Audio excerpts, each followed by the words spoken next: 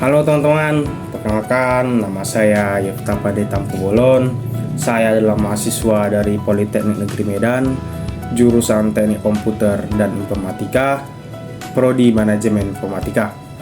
Di sini saya akan menyampaikan, menjelaskan, dan memberikan sedikit tutorial tentang praktik manajemen dan proses instalasi pada sistem operasi. Oke. Sebelum lanjut membuat file atau folder, pertama-tama kita harus tahu dulu folder itu apa sih. Folder merupakan unit penyimpanan data yang memiliki nama dan format tertentu. Folder dapat berisi teks, gambar, dokumen, dan folder lagi juga boleh di dalamnya. Jadi folder itu secara singkatnya atau garis besarnya merupakan sebuah pengelompokan dari banyaknya file, banyaknya gambar agar dapat dan mudah ditemukan oleh user.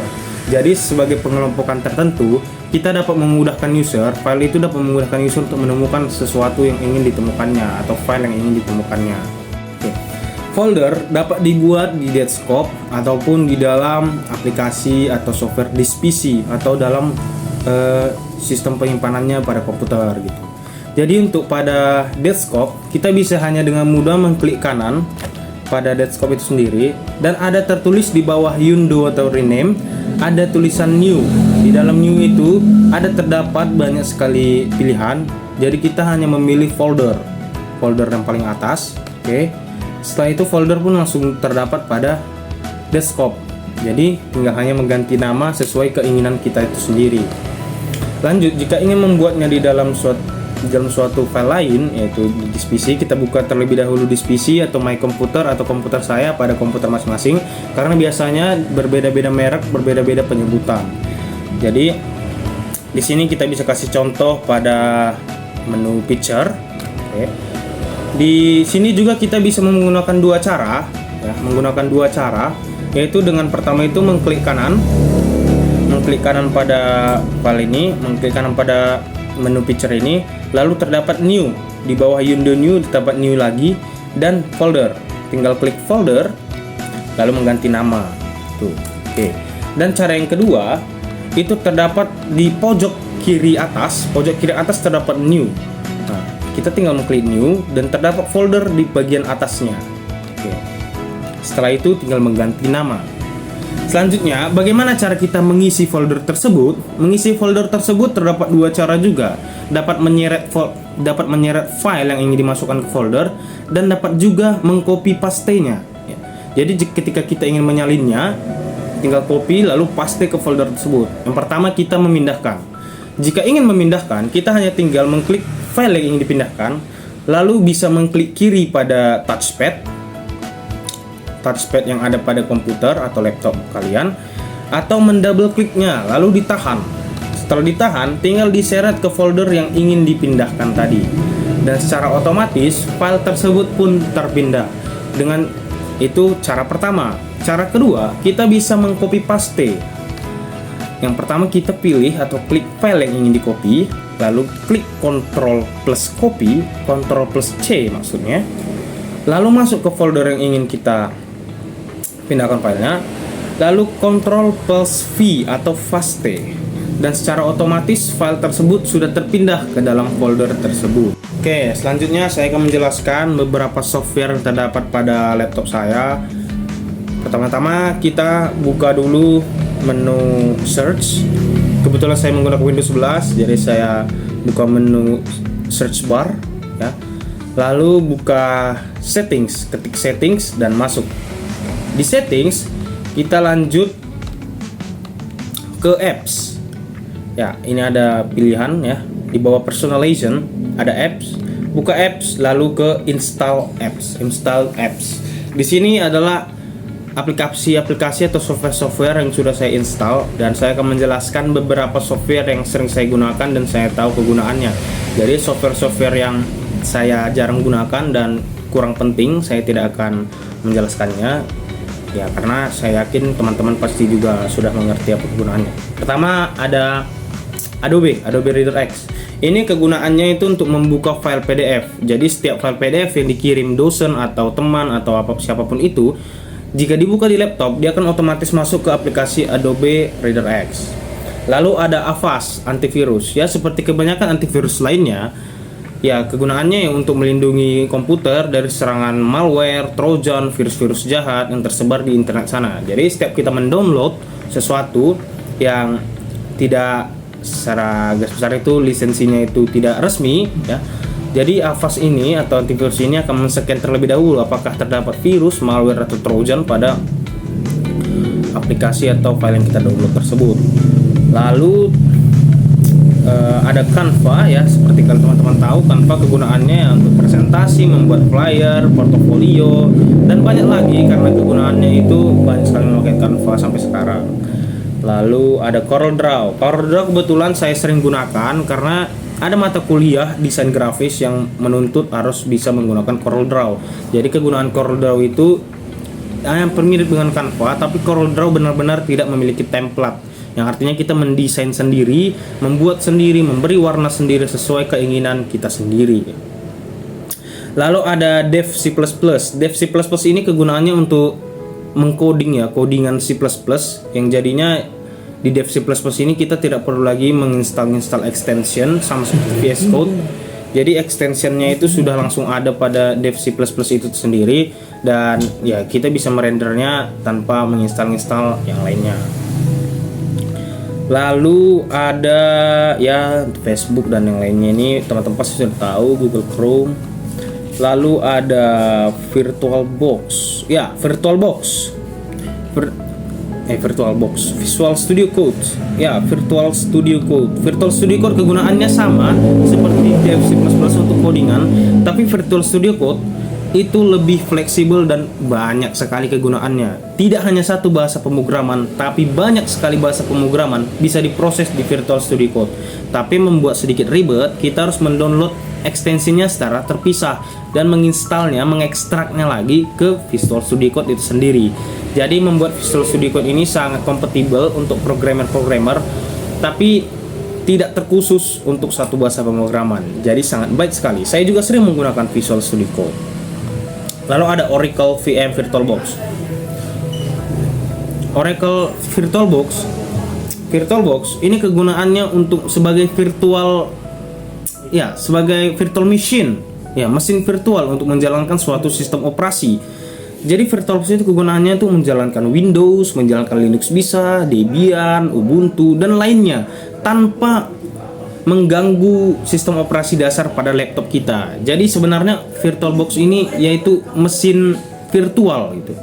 Mesin virtual yang tidak ada pengaruhnya pada sistem operasi pada komputer kita. Jadi kita bisa melakukan praktek dan apapun itu, ya, kebutuhan praktek pada VirtualBox itu sendiri.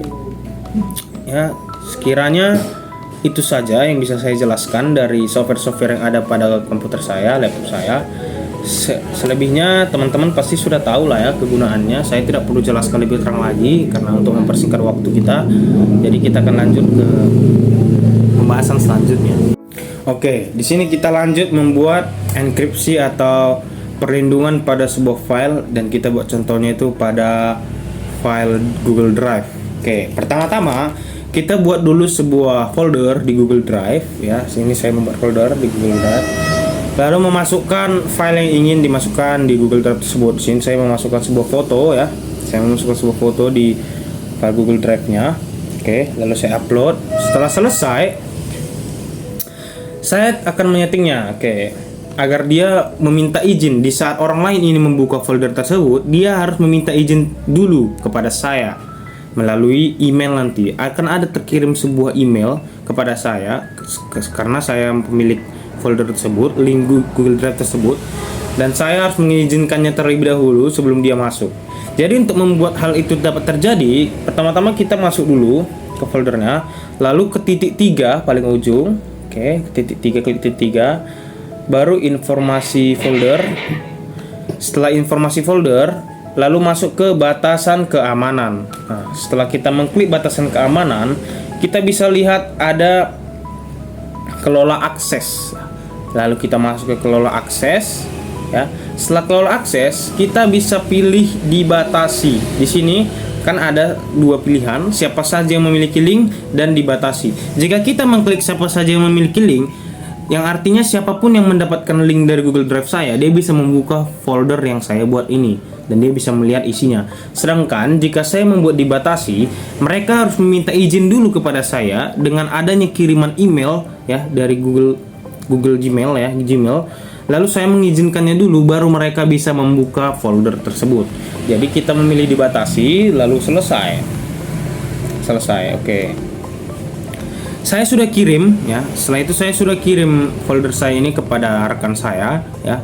Jadi dia di saat dia membukanya terdapat notifikasi email yang masuk kepada saya yang menyatakan bahwa teman saya meminta akses ke folder berikut.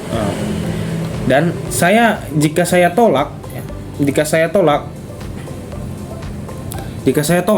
berarti teman saya itu tidak akan bisa membuka folder tersebut. Tetapi jika saya bagikan atau saya izinkan, teman saya itu bisa mengelola atau masuk ke folder tersebut. Jadi itu salah satu contoh enkripsi atau salah satu contoh perlindungan privacy untuk folder gitu. Jadi contohnya itu bisa dilakukan di Google Drive. Oke, selanjutnya saya akan menjelaskan tentang Command Line Interface atau CLI dan Graphical User Interface atau GUI. Oke. Di sini perbedaannya kan sudah bisa saya jelaskan bahwa GUI itu adalah tampilan desktop ya, artinya kita bisa dapat melihat visualnya dalam tampilan jendela, kita bisa melihat ikon-ikon aplikasi. Sedangkan CLI itu kita hanya melihat sintaks sederhana, sintaks saja. Jadi kita menjalankan sebuah prompt untuk menjalankan suatu program. Jika di Windows itu ada namanya command prompt atau CMD ya. Jadi kita akan buat contohnya terlebih dahulu itu di CMD, karena kita tidak akan buat contoh di GUI atau Graphical User Interface karena secara massal kita sudah menggunakannya gitu. Jadi tampilan desktop itulah Graphical User Interface. Jadi kita sudah menggunakannya sehari-hari, jadi teman-teman pasti sudah tahu apa itu. Yang teman-teman mungkin kurang mengetahui adalah command prompt tadi. Jadi kita akan menggunakan beberapa sintaks, beberapa beberapa perintah di command prompt. Untuk menjalankan suatu perintah itu kita akan buka command prompt terlebih dahulu, masuk ke search bar di samping Windows ya, di samping logo Windows, lalu klik command prompt atau langsung aja CMD. Setelah itu open. Perintah sederhana yang bisa kita lakukan pada CMD itu ada var. Kita tinggal ketik var. Oke, var. Lalu enter. Jadi ketika kita mengetik var pada command prompt, kita langsung mendapat versi Windows yang kita punya. Kebetulan saya menggunakan versi Windows 10 ya. Lalu selanjutnya ada sintaks atau perintah lagi namanya system info. Tinggal kita ketik system info. Oke, lalu enter. Kita tunggu beberapa saat.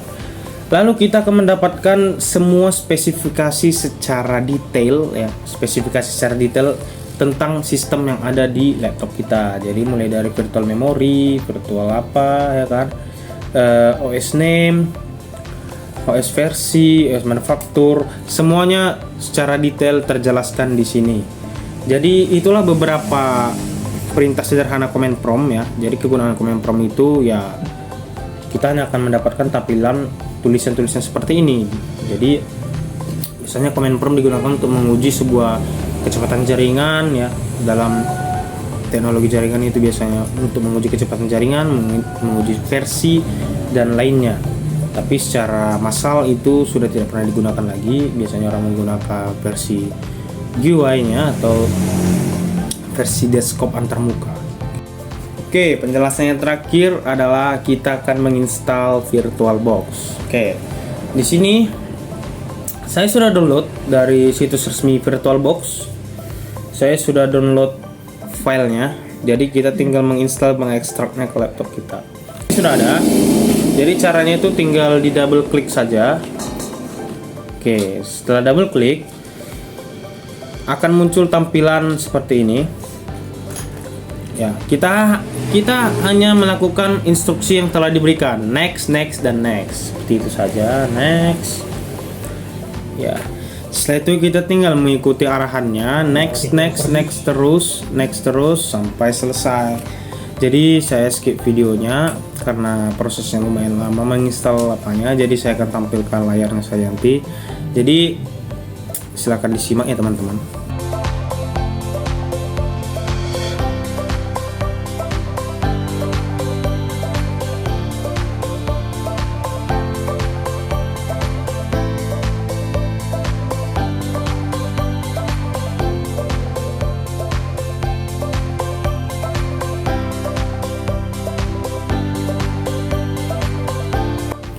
Oke, sekian penjelasan saya dan sedikit tutorial saya tentang sistem operasi penginstalan VirtualBox dan cara penggunaan folder, penjelasan folder.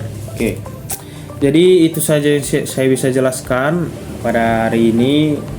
Jika ada kesalahan kata-kata saya yang tidak berkenan pada teman-teman semuanya, saya minta maaf. Jika saya melakukan kesalahan pada video ini, mohon dikoreksi di kolom komentar. Sekian dari saya, mahasiswa Politeknik Negeri Medan. Terima kasih.